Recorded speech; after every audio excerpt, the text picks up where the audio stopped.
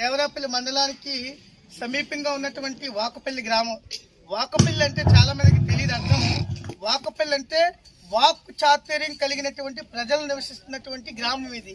కాకపోతే ఈ యొక్క కలియుగంలో బిజీ షెడ్యూల్ వల్ల ప్రతి ఒక్క వ్యక్తి కూడా మన గ్రామం యొక్క విశిష్టతని, మన యొక్క ధర్మాన్ని, మన సంస్కృతిని, సాంప్రదాయాలని విడిచిపెట్టవలసి వస్తుంది. అంతేగాని ఎవరూ మర్చిపోవట్లేదు.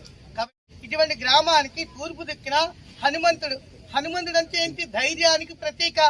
హనుమంతుడు ఎక్కడైతే ఉంటాడో అక్కడ శ్రీరాములు వారు ఉంటారు. శ్రీరాముడు దేనికి? ధర్మానికి చిహ్నం.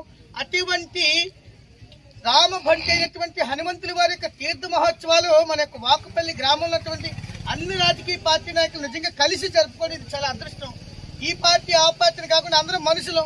పార్టీ అయినాక ఓటు వరకే పార్టీ చూడండి. కానీ గ్రామాల్లో మన గ్రామ అభివృద్ధికి, మన గ్రామ సంస్కృతి సాంప్రదాయాలకి, మన యొక్క దేవాలయాల యొక్క నిలయాలకి మనందరం కూడా కట్టుబడి ఉంటే ఖచ్చితంగా మనందరం కూడా మన సంస్కృతిని, సాంప్రదాయం, మన దేశాన్ని, ధర్మాన్ని రక్షించుకున్న వాళ్ళం అవుతాం.